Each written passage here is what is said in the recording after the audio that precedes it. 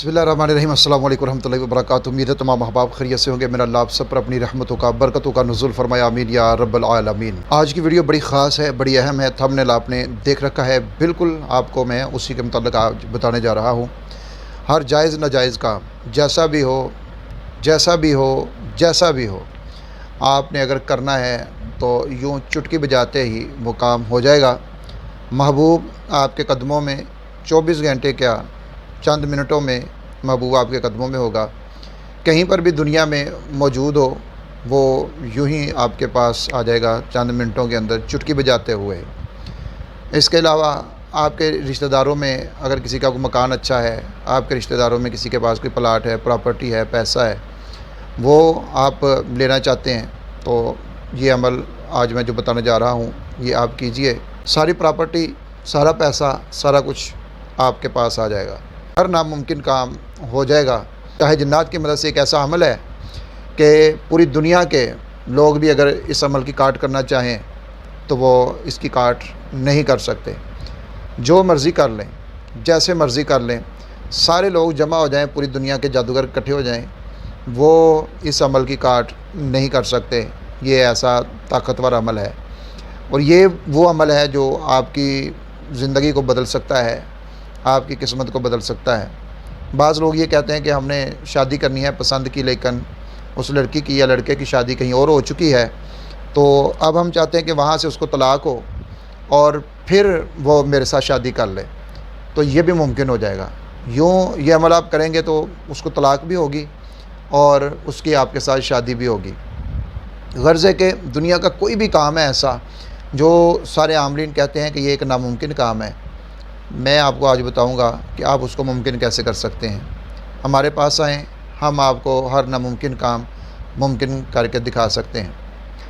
आप सोच रहे होंगे कि ये बंदा जो अभी तक वीडियोस के अंदर कुरान और सुन्नत के हवाले देता था, कुरान और हदीस के हवाले देता था, ये आज कैसे दावे करना शुरू हो गया है, ये कैसी बातें करना इसने शुरू कर दी हैं। तो ये वो बातें हैं जो हमारे शहरों की दीवारों के ऊपर लिखी होती हैं। अब आप वीडियो को स्किप करके जाने लगे होंगे कि लो जी, खोदा पहाड़ निकला चूहा, लेकिन ऐसी बात नहीं है। आज की वीडियो बड़ी अहम है, इसको ज़रूर देखिएगा। ये सारी बातें जो मैंने शुरू की हैं इसके बारे में हम जानना चाहेंगे कि कुरान और हदीस इसके बारे में हमें क्या बतलाता है। क्या ऐसा करना, ऐसा करवाना ये एक मुसलमान के लिए जायज़ है?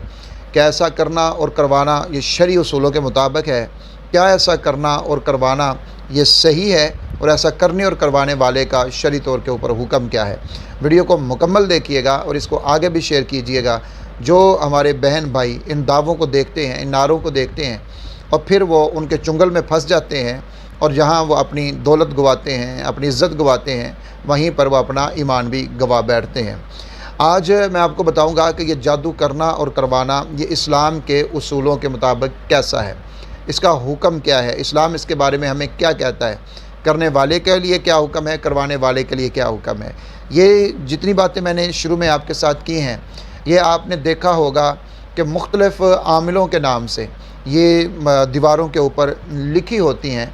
सिर्फ़ आमिलों के नाम से दीवारों पर लिखी नहीं होती, बल्कि आप अगर सोशल मीडिया के ऊपर हैं तो सोशल मीडिया के ऊपर भी आपको ये चीज़ें नज़र आती हैं, वीडियोज़ की शक्ल में, मुख्तलिफ़ इश्तिहारात, मुख्तलिफ़ पोस्ट की शक्ल में ये चीज़ें नज़र आती हैं।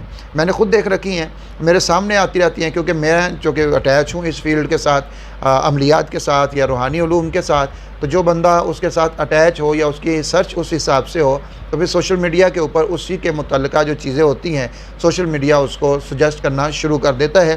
तो ये सारी चीज़ें मेरे पास भी आती रहती हैं और मैं देखकर हैरान रहता हूँ। ख़ुसूसन उनके नीचे जो कमेंट्स हैं वो मैं ज़रूर पढ़ता हूँ। कमेंट में लोग क्या कहते हैं, यकीन माने अगर 1000 कमेंट है तो उसमें से कम अज़ कम 990 कमेंट्स जो होते हैं वो ये होते हैं कि हमें ये अमल चाहिए, हमने ये अमल करना है या हमने ये अमल करवाना है। तो आज हम जानेंगे कि इसका इस्लाम के अंदर हुक्म क्या है असल के अंदर। तो दोस्तों, जादू करना और करवाना, कुरान मजीद के अंदर सूरतुल बकरा में आयत नंबर 102 को आपने पढ़ना है ترجمے کے ساتھ اور اس کی تفسیر کے ساتھ، جس میں ہاروت و ماروت کا قصہ موجود ہے، اور وہیں پر اللہ رب العزت نے اس کی وضاحت بھی فرما دی ہے جادو کرنے والا، کفر کرنے والا اور کروانے والے کے بارے میں، کہ اس کا آخرت میں کوئی حصہ نہیں ہے۔ تو اگر ہم بات کریں حدیث مبارکہ کی، تو ترمذی شریف کے اندر کتاب الحدود کے اندر یہ حدیث موجود ہے۔ رسول اللہ صلی اللہ علیہ وآلہ وسلم نے یہ حکم فرمایا، اور یہ فرمایا کہ ساحر جو ہے، جادو کرنے والا جو ہے، اس کو قتل کر دیا جائے۔ اب یہ جو اس کی سزا ہے جادوگر کی، یہ سزا میری اور آپ کے لیے نہیں ہے، بلکہ یہ سزا ہے قاضی وقت کے لیے، حکمران وقت کے لیے، کہ وہ ایک جادوگر کا جب جادو ثابت ہو جائے اور مکمل ثبوت مل جائیں جو شرعی اصولوں کے مطابق ہیں، اس کے اوپر شہادت مل جائے، گواہی مل جائے، تو پھر قاضی وقت اس کو سزا دے گا۔ اسی طریقے سے حضرت عمر رضی اللہ تعالیٰ عنہ کے دور حکومت میں جب آپ کی خلافت تھی، تو آپ نے اپنے تمام جو گورنر تھے ان کو یہ مراسلہ جاری کیا تھا کہ کہیں پر بھی کوئی بھی جادو کرتا ہے، مرد ہے یا عورت ہے، اس کو یہی سزا دی جائے گی۔ تو یہ ایک سزا ہے اسلام کے اندر جادو کرنے والے کی، اور مفتیان کرام اور علماء کرام یہی فرماتے ہیں کہ کروانے والے کی بھی یہی سزا ہے، کیونکہ وہ بھی برابر کا شریک ہوتا ہے اس عمل کے اندر۔ اس لیے ایسے کسی عمل کا سہارا لینا اور اس کا سہارا لے کر کسی ہنستے ہوئے گھر کو اجاڑ دینا، خصوصاً میاں بیوی کے درمیان میں تفریق کروا دینا، جدائی کروا دینا، کئی ایسے مجھے خود کئی میسیج ایسے آتے ہیں سوشل میڈیا کے اوپر، فیس بک کے اوپر آتے ہیں، واٹس ایپ کے اوپر آتے ہیں، اور لڑکے عموماً لڑکے ہوتے ہیں، وہ کہتے ہیں جی ہم نے فلانی جگہ کے اوپر شادی کرنی تھی لیکن لڑکی کی کہیں اور شادی ہو گئی ہے، ہمیں کوئی ایسا عمل بتائیے کہ وہاں اس کی طلاق ہو جائے اور وہ میرے ساتھ شادی کر لے، یعنی طلاق ہونے کے بعد وہ میرے ساتھ شادی کر لے۔ حالانکہ جو سب سے بڑا برا فعل ہے اسلام کے اندر، جو سب سے ناپسندیدہ ترین عمل ہے، وہ یہی ہے کہ میاں بیوی کے درمیان میں نفرت کو پیدا کرنا، میاں بیوی کے درمیان میں جھگڑے کو پیدا کرنا، ان کے درمیان میں جدائی کرنا یا کروانا، کسی بھی طریقے سے اس کا ذریعہ بننا، تو یہ ایک بہت ناپسندیدہ اور حرام فعل ہے۔ تو ایسا کرنے والا بھی حرام کا مرتکب ہوتا ہے، ایسا کروانے والا بھی حرام کا مرتکب ہوتا ہے۔ تو ایسے جادوگروں سے بچیے، اپنے ایمان کو بھی بچائیے۔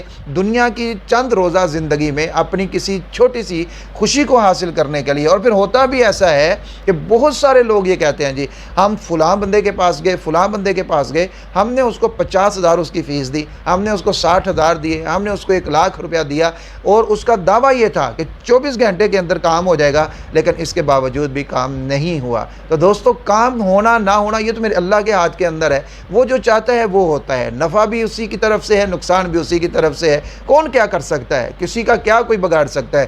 اگر وہ بیٹھے ہوئے جادوگر جو ہیں، اگر وہ اتنے ہی پاورفل ہوں تو وہ دوسروں سے یہ 10-10 20-20 50-50 یہ فیسیں کیوں بٹورتے پھریں؟ کیوں یہ ان کے پیچھے بھاگے پھریں؟ میں تو کہتا ہوں کہ جو ہمارے ادارے ہیں، خصوصاً پولیس ہے اور دوسری انتظامیہ ہے، ان کو ایسے لوگوں کے خلاف ایکشن لینا چاہیے، کیونکہ یہ قوانین اسلامی قوانین کے خلاف ہے، اسلام کے خلاف ہے، شریعت کے حکم کے خلاف ہے، اور یہی لوگ جو ہیں معاشرے کے اندر جو بہت زیادہ اس وقت برائیاں پھیل رہی ہیں، اس کا ذریعہ بھی یہی لوگ ہیں۔ ساری بات کرنے کا مقصد یہ ہے کہ خدا کے لیے بچ جائیے ان لوگوں سے۔ ہاں، اگر آپ کا کوئی روحانی مسئلہ ہے تو سب سے جو بڑی آپ کی رہنمائی ہے وہ قرآن مجید ہے۔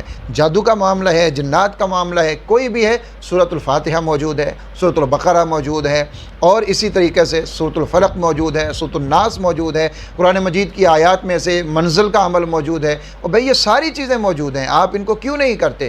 ان کو کیجئے اپنے روحانی مسائل کے لیے، یہ حل ہو جاتے ہیں اللہ کے فضل و کرم کے ساتھ، سب کچھ ٹھیک ہو جاتا ہے۔ لیکن ایسے لوگوں کے پاس مت جائیے، اپنا ایمان بھی بچائیے، اپنی جان بھی بچائیے، اپنی عزت بھی بچائیے، اپنا مال بھی بچائیے، ساری چیزیں اپنی محفوظ رکھیں۔ ایسا بالکل نہیں ہوتا، جو ہوتا ہے وہ اللہ کے حکم سے ہوتا ہے۔ ایک بات کو یاد رکھیے، اسلام کے اندر جادو کرنا بھی حرام ہے اور جادو کروانا بھی حرام ہے۔ نہ تو آپ جادو کرنے والے بنیں اور نہ جادو کروانے والے بنیں۔ امید ہے یہ ویڈیو آپ کے لیے بہت زیادہ رہنمائی والی ثابت ہوگی، آگے بھی شیئر کیجئے گا، دوسرے لوگوں تک بھی پہنچ سکے۔ اپنا خیال رکھیے گا، اللہ حافظ ناصر۔